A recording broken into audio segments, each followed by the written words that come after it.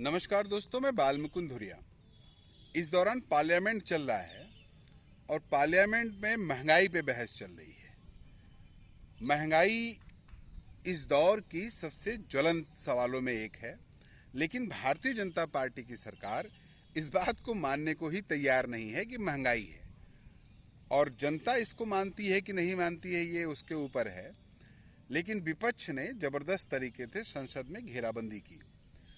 दूसरी तरफ कांग्रेस ने सड़कों पे भी कल प्रदर्शन किया और हमको लगता है कि काफ़ी अरसे बाद एक बड़े पैमाने पे महंगाई के खिलाफ कांग्रेस ने अच्छा प्रदर्शन किया।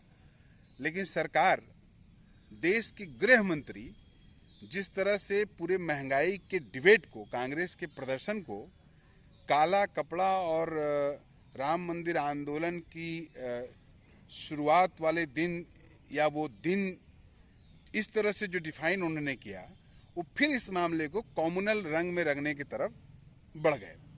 कांग्रेस के पूरे इस बहस को खा जाने के लिहाज से उस सांप्रदायिक रंग में रंगने में चाहे योगी आदित्यनाथ जी हों, उत्तर प्रदेश के मुख्यमंत्री, या अमित शाह जी हों, दोनों ने इस कोशिश को किया।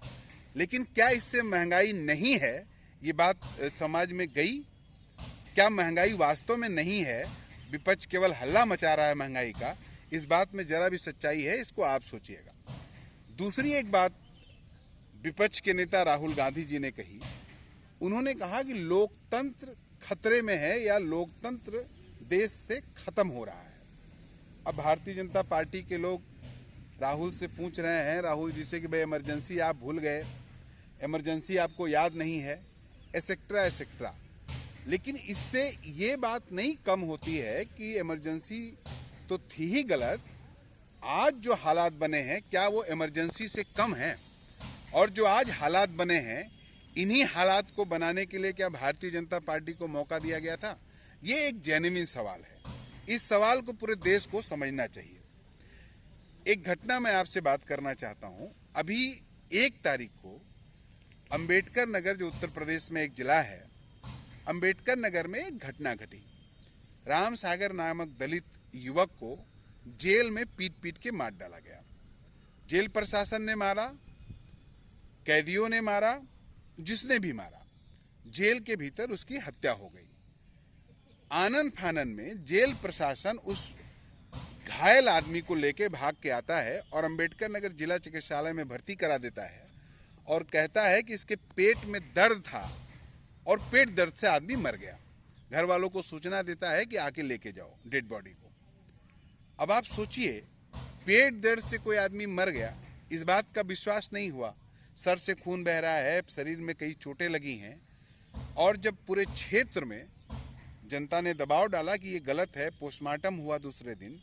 पोस्टमार्टम के बाद जन दबाव पर योगी सरकार को जेल प्रशासन पर 302 का SC/ST एक्ट का मुकदमा लिखना पड़ा। हमारी डीएम से बात हुई, अकबरपुर के विधायक मने रामचल राजभर जी का जिला प्रशासन से बातचीत हुई कि भाई जब SC/ST एक्ट का मुकदमा दर्ज हो गया है तो SC/ST एक्ट में एक दलित आदमी अगर घर का कमाऊ सदस्य है तो SC/ST एक्ट में उत्पीड़न के लिहाज से अगर उसकी मृत्यु हो गई है तो उसको टोटल 8,25,000 रुपया मिलना चाहिए, जिसमें 50% पोस्टमार्टम होने के बाद मिलना चाहिए। तो पोस्टमार्टम हो गया है, जिलाधिकारी महोदय 4,12,500 रुपया उस पीड़ित परिवार को दीजिए जाके।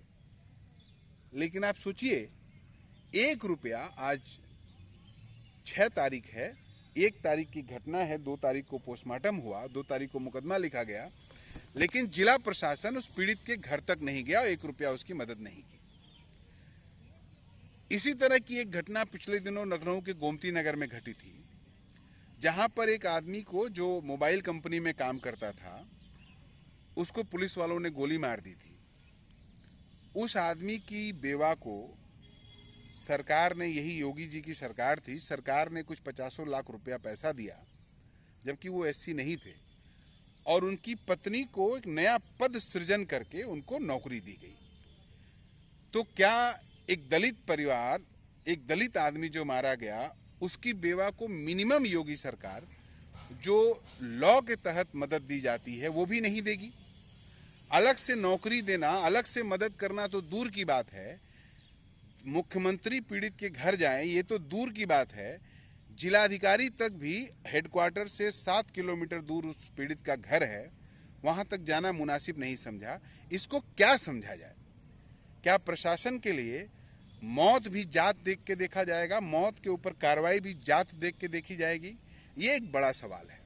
और तीसरा और अंतिम सवाल ये है कि जुडिशरी जो इस तरह के फैसले दे रही है, एकदम साफ तब राहुल गांधी जी की बात सही लग रही है कि जुडिशरी में भी या उन संस्थाओं में जहां पर निर्णायक फैसले होते हैं, संघ ने अपने लोगों को सेट कर दिया है। तब वो वही फैसले दे रहे हैं, ये वही बात कह रहे हैं जो आरएसएस को अच्छा लगे, जो सरकार को अच्छा लगे, जो सरकार के पक्ष में हो। ये बहुत गंभीर विषय है इस दौर का। बात राहुल जी कह रहे हैं इसलिए मसला नहीं है। तमाम घटनाओं को जब हमने देखा तो लगा कि राहुल जी गलत नहीं कह रहे हैं। देश को इस पे सोचना चाहिए।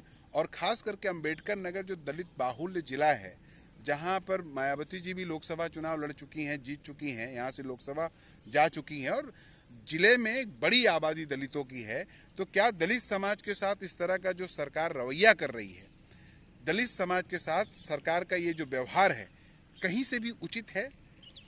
योगी सरकार को इस पे सोचना होगा और समाज के सिविल सोसाइटी के लोगों को सोचना होगा कि ये सरकार समाज को कैसे जातिवादी तरीके से बांट रही है और कैसे गरीब समाज के लोगों को तथा कथित शेड्यूल और बैकवर्ड समाज के लोगों की उपेक्षा कर रही है। ये वानगी है। योगी जी अभी भी समय है, वक्त है, समझ जाइए, वरना जनता मौका जिसने आपको दिया है भरपूर, बहुत दिनों तक इंतजार नहीं करेगी।